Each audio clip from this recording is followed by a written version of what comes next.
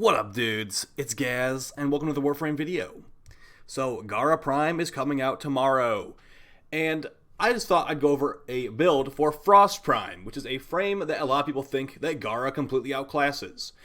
I'm going to be just blunt and say that I do think he is outclassed in a lot of situations by most frames in the game, but we'll show a build today I've used a lot, and I do think is very useful, and is actually something that you should have in your arsenal if you are a Frost player.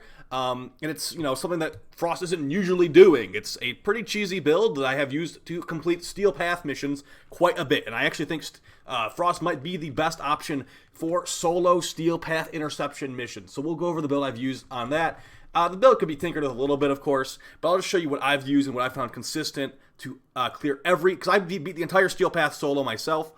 And I used Frost for nearly every interception mission, guys. So, so the idea of this build we'll be going over today is a crowd control Frost build. Frost Prime, now we could talk about an entire Frost rework idea in the future, but the main focus of this build today is going to be putting down your snow globes on the 4 points. So for interception, you need to capture 4 points, or as many points as you can, and get the progress bar to 100% and complete the round. To beat the Steel Path interception missions, you just need to beat one round, and then you can get past that mission and move on to the next mission. So if you put 4 snow globes on the points, with the chilling globe augment mod, if an enemy walks into the globe, they have a 50% chance to be frozen. Keep in mind, when you cast a snow globe, it pushes all enemies near you away. So if the point's being captured by some enemies, you push them away at the 3. But the main focus of the entire build is actually the 4th ability, Avalanche. Now this is usually, a lot of people use this for armor strip, for damage, stuff like that. But we're actually just not worrying about damage or armor strip at all. We're focusing on maximum range, because in interception missions, those very boring missions, you're actually going to want to, you don't even need to kill the enemies is the thing. We'll get some gameplay on the screen here.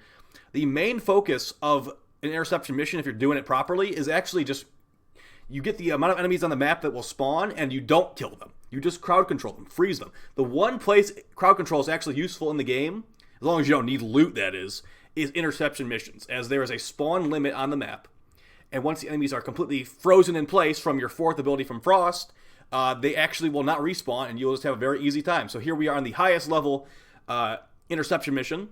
Now it is the Grenier. Now keep in mind, if you're doing against the Corrupted or the Corpus, they do have those nullifier bubbles, which can be relatively annoying. So if you're going against the nullifier Corpus situation, I would recommend bringing the Miter primary weapon with the Neutralizing Justice augment mod. And we'll quickly show the builds here as well, but I want to show you some gameplay of how this does work.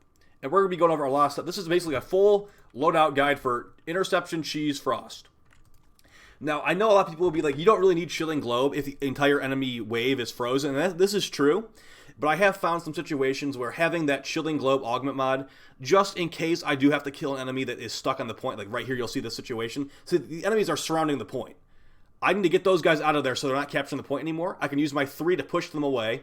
And now this is when the Permafrost comes into play. They're frozen. You can't actually see the duration that they're frozen for on the UI. That's actually going to be in your mod screen.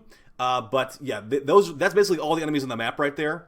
And they're going to be just, they're stuck. I basically win. The enemies cannot win unless they find a way to get rid of my my complete freezing of the area. So with this build, it's about a 10-second-ish duration on the Avalanche freeze, and you could definitely go with higher duration, but you do want to keep in mind that you do not want to reduce your range, because the really big duration increasing mods, narrow-minded, that's going to reduce your range by a lot, depending on how high rank it is. So you're going to want to go with basically Prime Continuity, Augur Message, Constitution, although I really found that only just having 2 duration mods was fine.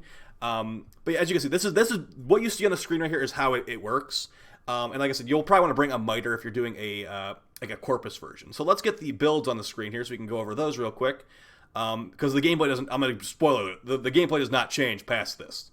The mission is complete as far as I'm concerned. Our attack does 40 damage to them, so they're not going to die from us spamming our 4. We have the Xeneric Focus School to get our energy back, and there you go. You can solo any interception mission in the game.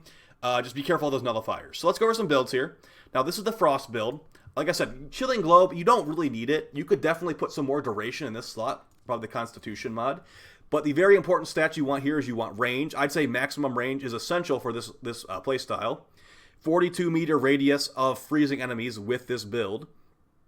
And the duration, it's The duration of the freeze is really not too important because with enough efficiency, like from fleeting expertise or streamline or whatever, you can cast this for 40, like with this build 40 energy. It can even go lower than that.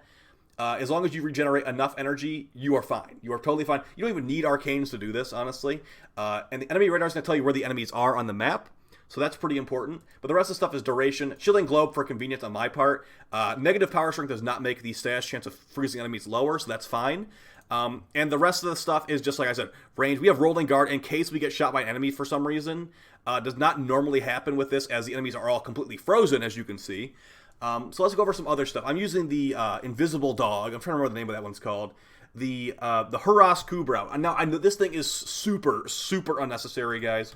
But what the Hurras Kubrow will do, as you can see the enemies are still frozen, is that when you it sees an enemy, it will make you invisible. Now, while you're invisible, we have a video of this on the channel with like Gara and Garuda and stuff and Saren.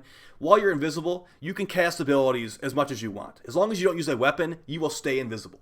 So you can basically be perma-invis with Frost, even though all the enemies are all completely frozen anyway. So there's no reason, like you are the crowd control lord here, as long as the nullifiers don't mess you up. Now an Acolyte might mess you up, but that's why we have the Glaive Prime equipped, just in case an Acolyte shows up. For the Miter, like I was saying, if for some reason you want to go and do a Corpus mission, or if you need to do a Corpus mission to complete your Steel Path progress, all you really need is Neutralizing Justice. Every other mod on here does not matter. I'd say probably put some multi-shot mods on, though, because it will make you fire more Saw Blades, and then every Saw Blade has a 90% chance to destroy the Nullifier field. So with Vigilante Armaments and Split Chamber, it's a really good chance you'll pop it. I even have a multi-shot Riven on here just for overkill, and then you want Fire Rate as well, because you don't need to charge the shot up, just tap it once, and the Nullifier bubble's gone. Then we have Zeneric Focus School. Spoiler if you haven't beaten the War Within yet.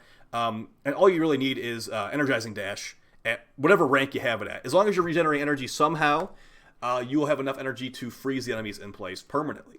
Now, like I said, you could definitely tinker with this build more to fit your needs. Prime Flow could potentially be a good option. But keep in mind, we are not running anything to increase our bubble health. Things like the Umbra Bubble build, where you're running like, you know, all this armor, all this health, all this power strength, will make your bubble really strong, but the enemies aren't going to even shoot in your bubble in the first place. Us having a flimsy bubble with 2,000 health does not matter, because they're not even shooting us. They're all frozen, guys. So that's my my Frost, Interception, Permafrost build. I hope that you found it helpful. I have found it very helpful. As I said, I do think he is probably one of the best Interception frames in the game. I know you could do it with like Ivara, or at least you used to be able to do it with Ivara, Vauban, Vortexes. This is just like a lot more chill, and I did it. I went for the ice pun. I know. You can destroy me in the comments if you need to. But it's a lot more chill, as the enemies just, they came and fight back. And if they try to enter the bubble, 50% chance they're frozen. So that chance to freeze is really good against the Infested, as sometimes they spawn a lot of enemies that will, you know, because the thing is, the enemy flows tend to go to one point. As you can see in that gameplay we showed there, they were basically all at point C. That's the weird thing about Interception spawns when you're solo. You could just basically perma-freeze them forever, because they're just going to keep spawning at C, and you're not even killing any of the enemies, so they won't spawn new ones to replace them either. So there you go, guys. Hopefully you found it helpful. Gara Prime stuff coming out tomorrow. I had a lot of questions about this build today on stream, so I thought it was appropriate to make a video on it. And yeah, I might make some more Steel Path, like easy mode videos coming out pretty soon, as a lot of people have been saying they've been getting back in the game recently, having some trouble on like the first couple of Steel Path missions, and you know, a little bit of a refresher how to get past those missions easily could go a long way. But for Interception, Frost is your boy. I wouldn't readily recommend him for defense. I'd say more Korra would probably be a better choice there, or whatever you feel like. But I'll see you next time, guys. Thanks for all the support, and peace.